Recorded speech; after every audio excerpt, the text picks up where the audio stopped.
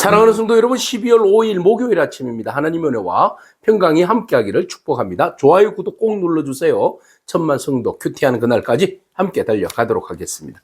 오늘 우리에게 주시는 하나님의 말씀은 요한계시록 10장 1절로 11절까지 말씀인데요. 우리 1절과 2절의 말씀 같이 읽도록 하겠습니다. 내가 또 보니 힘센 다른 천사가 구름을 입고 하늘에서 내려오는데 그 머리 위에 무지개가 있고 그 얼굴은 해 같고 그 발은 불기둥 같으며 그 손에는 펴놓은 작은 두루마리를 들고 그 오른발은 바다를 밟고 왼발은 땅을 밟고 사자가 부르짖는 것 같이 큰 소리로 외치니 그가 외칠 때에 일곱 우레가 그 소리를 내어 말하더라. 아멘. 3절까지 읽었습니다. 요한이 본 환상 중에서 이제 하나님께서 천사를 통하여서 일곱 번째 인을 이제 나팔을 불게 하십니다. 자, 일곱 번째 나팔을 불게 하실 때에 여섯 번째는 황충의 재앙, 그리고 유프라테스 강에 있는 네 개의 모퉁이를 잡고 있던 네 천사들의 그 폭력, 그래서 사람들이 본격적으로 죽어나가는, 3분의 1이 죽어나가는 그런 어처구니 없는 일들이 벌어집니다. 자, 그리고 여섯 번째 재앙이 있고 난 다음에 이제 일곱 번째 재앙은 최종의 제일 마지막 재앙이죠. 자, 이 재앙이 있기 전에 지금 사이에 들어가는 이 하나님의 막간의 은혜가 오늘 10장에 들어져 있습니다. 이것이 있기 때문에 역시 하나님의 은혜가 우리를 영원히 멸하지는 아니하시는구나. 절망 가운데서도 심판 가운데서도 하나님은 구원의 일들을 계획하고 계시고 그 일을 이끌어 가시는 분이 우리 하나님이시다. 그래서 좋으신 하나님이시죠. 자, 그 내용을 보도록 하겠습니다. 먼저 엄청나게 힘센 천사가 하나가 등장합니다. 그림을 그려보세요. 자, 천사가 있는데 구름을 입었어요. 자, 하늘에서 내려오는데 머리에는 무지개가 있고요. 얼굴은 해같이 빛납니다. 발은 불기둥 같아요. 그 손에는 펴놓은 작은 두루마리가 있고요. 그 다음에 그 오른발은 바다를 밟고 있고 왼발은 땅을 밟고 있어요. 그리고 막 사자가 부르짖는 것 같은 큰 소리를 외치는데 일곱 우레 소리가 그에게서 나옵니다. 자, 이 정도 되면 그림이 그려집니까? 굉장히 어마어마한 큰 존재. 어떤 사람은 예수 그리스도라고 이야기하고 어떤 사람은 천사라고도 이야기하는데 아무래도 천사로 보는 것, 특별한 어떤 힘을 가지고 있는 천사로 보는 것이 나을 것 같아요. 그래서 여러 가지로 표현합니다. 하늘에서 내려오는 모습들과 그리고 머리에 무지개는 하나님의 언약을 상징하죠. 그래서 하나님의 그 자비와 은혜를 이야기하기도 하고 말이죠.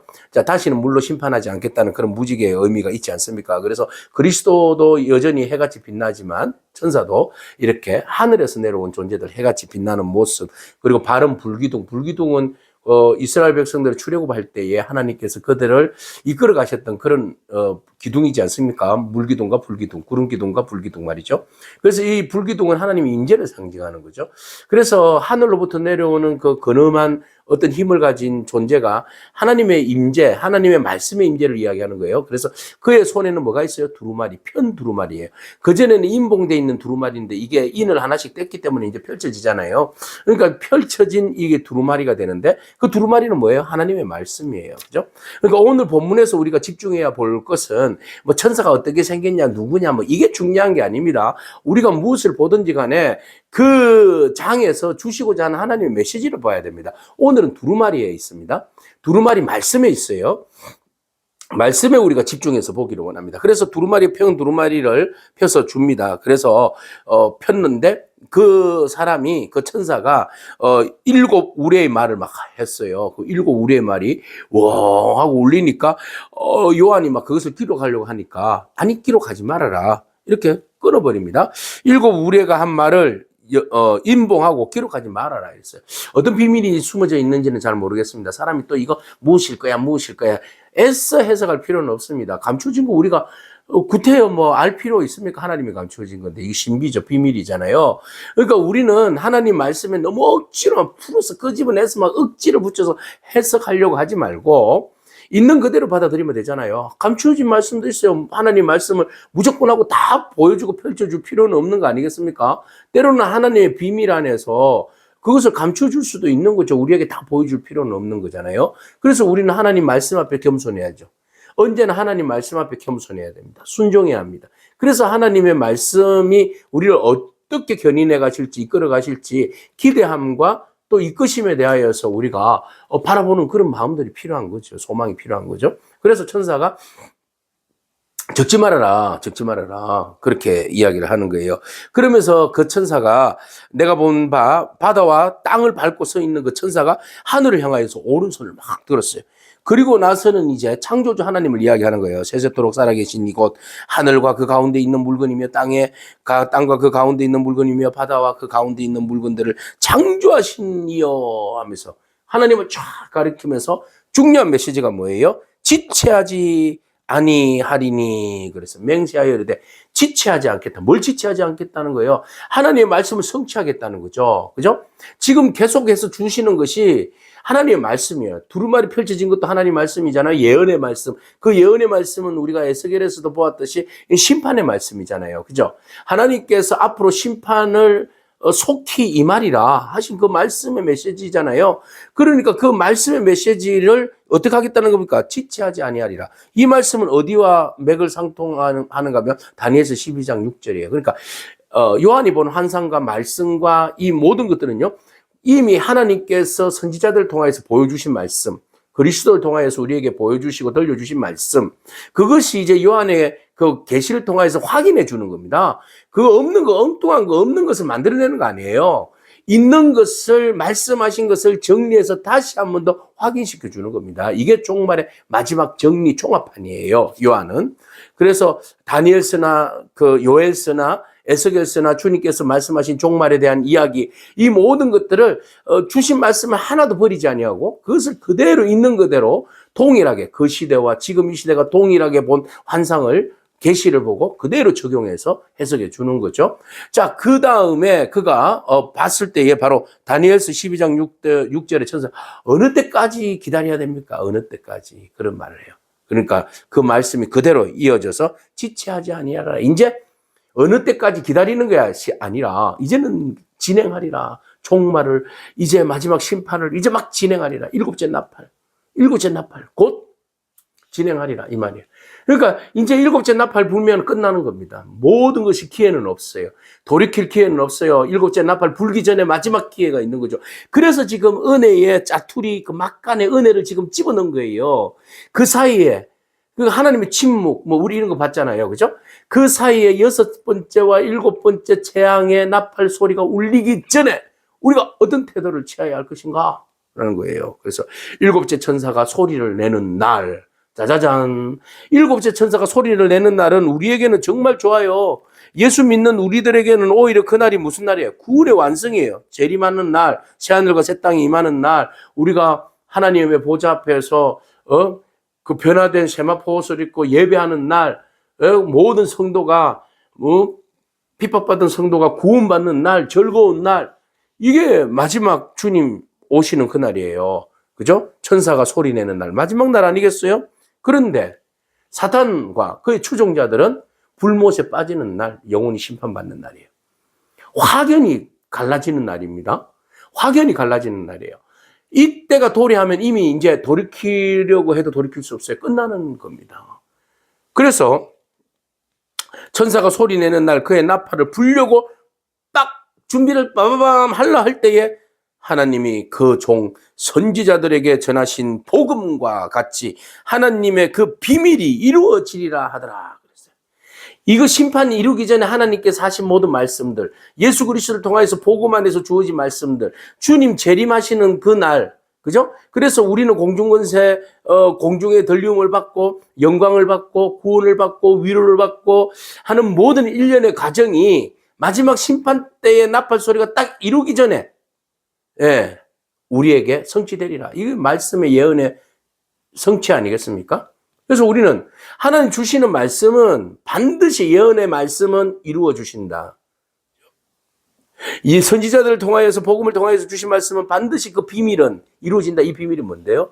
예수 그리스도를 믿는 자들에게는 구원과 생명, 영생이요, 또 마지막 들림을 받는 재림이요, 공중에서 주님께 들림을 받는 휴거요, 영원한 천국에 참여하는 그 잔치에 참여하는 그 기쁨이요, 뭐 이런 거 아니겠습니까? 이것이 비밀인데 그 비밀이 곧 이루어진다는 거예요. 하늘에서 나서 내게 들리던 음성이 또 내게 말하여 이르되 네가 가서 바다와 땅을 밟고 서 있는 천사의 손에 펴놓은 두루마리를 가지라 그랬어요. 또 두루마리가 나왔어요. 하나님 말씀을 받아라. 저 어마어마한 그 크고 말이죠. 권세 있는 저 천사의 손으로부터 그 두루마리를 받아라 그랬어요. 하나님 말씀이잖아요. 그래서 그 두루마리를 받아서 어떡할 건데? 네, 이것은 에스겔서 2장 8절과 3장 3절 배경이에요. 두루마리를 먹고 애곡하고 애가를 부르고 재앙을 전하는 그 말씀이거든요. 그러니까 이 재앙의 말씀을 지금 이야기하는 건데 이 두루마리를 네가 가져라 그랬어요. 그래서 천사가 작은 두루마리를 내가 천사에게 주세요라고 이야기하니까 천사가 이럴 때 네가 갖다 먹어라 이랬어요. 그래서 내가 그것을 갖다 먹었더니 먹기는 너무 단데. 하나님 말씀 그렇잖아요, 원래. 하나님 말씀 먹기는 먹었을 때 너무 단데. 위로가 되고 막 기쁨이 되고 막 그러잖아요. 근데 이것을 딱 먹고 나니까 배가 너무 아프다는 거예요. 하나님 말씀의 특징이 그런 거예요. 입에는 달되 배는 아프다. 속에서다. 왜요?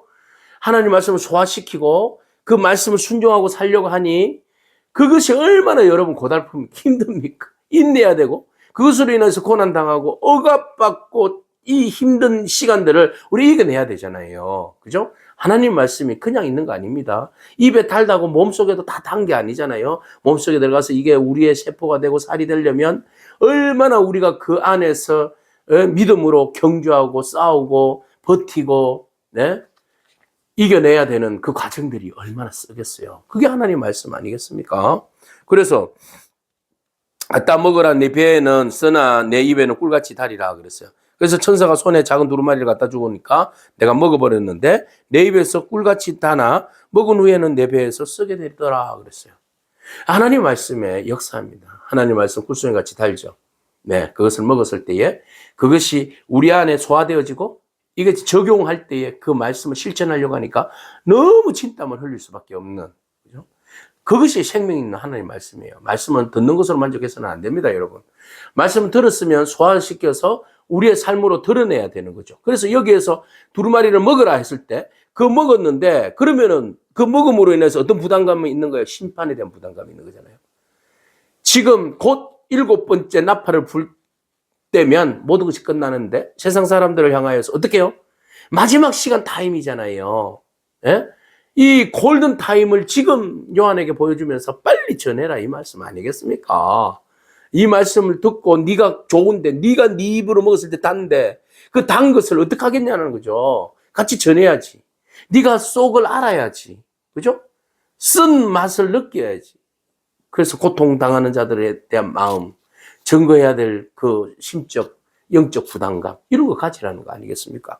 그래서 그가 내게 말하기를 네가 많은 백성과 나라와 방언과 임금에게 다시 예언해야 하리라. 다시 예언해야 하리라.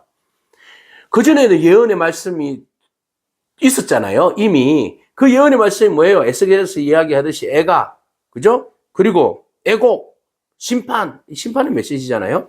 그러면서도 그 심판의 말씀이 결국 구원의 말씀이잖아요. 너희가 이 심판이 오는데 회개하고 돌이키면 구원받으리라. 하나님의 긍휼을 입으리라. 이 말씀의 메시지가 아니겠습니까? 그렇다면 이것을 빨리 전해라는 거죠. 그래서 다시 전해라. 왜? 그 전에 6가지 재앙이 임했을 때에 사람들이 오히려 그 환란으로 인하여서 금, 은, 동을 만들어 그 신들에게 절을 하고 회개하지 않아야더라. 강팍하더라. 그죠? 이 강팍한 마음 그대로 하나님이 심판 7번째 나팔 빡 불었으면 끝납니다. 끝납니다. 세상에 악한 자들 다 심판받고 끝납니다. 속 시원하잖아요. 그냥 나팔 불어서 그냥 무지갱으로 던져버리고 불못에 던져버리면 얼마나 속이 시원하겠어요. 그게 하나님 마음 아니라는 거죠. 그럼에도 불구하고 하나님은 그들의 영혼 한 명이라도 구원받기를 원하는 것이 주님의 마음이시다. 그래서 큰 권세를 가진 천사가 두루마리를 펼쳐서 그것을 가지고 먹으라. 오늘 우리가 그 말씀을 먹고 이미 그 말씀대로 선지자들의 말씀대로 이미 곧 모든 역사는 이루어질 텐데 그날이 오기 전에 그 말씀을 가지고 말씀으로 죽어가는 영혼들을 살려내는 유일한 방법인데 그 일들을 우리에게 거룩한 부담으로 영적 부담으로 주신 줄로 믿습니다. 오늘 우리가 하나님 말씀을 달게 먹고 순종하고 그래서 소화를 잘 시켜서 마음에 쓸 때 쓴맛이 올라올 때 그것이 우리에게는 능력인 줄로 믿습니다. 그 능력으로 죽어가는 영혼들을 살려내는 그런 은혜에 동참할 수 있는 저와 여러분에게 축복합니다. 아멘. 기도하겠습니다. 주님 감사합니다. 말씀을 읽고 묵상하는 일에 멈추지 아니하도록 또 그 말씀을 순종하는 삶을 살아갈 수 있도록 하나님 은혜를 베풀어 주시옵소서. 우리에게 말씀을 선포하라고 하신 것은 말씀을 받은 자로서의 책임적 존재임을 잊지 않게 하시기 위함인 줄로 믿습니다. 우리만 말씀 듣고 받고 좋아서 구원받았다고 아니란 생각에 빠지지 않게 하옵소서. 우리가 구원받아 좋으면 죽어가는 영혼들도 구원받아 좋아야 할 것 아니겠습니까? 주님, 우리에게 주님의 마음을 주시어서 세상 모든 나라가, 민족이, 열방이 예수 그리스도로 인하여서 구원과 영생을 얻는 그런 복된 은혜가 있게 하여 주시옵소서. 말씀이 우리를 승리케 하는 줄로 믿사오니 언제나 말씀을 떠나지 아니하도록 우리에게 말씀에 집중하고 말씀의 은혜에 충만하게 살아갈 수 있도록 축복하옵소서. 예수님에게 하신 이름으로 기도합니다. 아멘. 오늘도 믿음으로 승리하길 축복합니다. 아멘.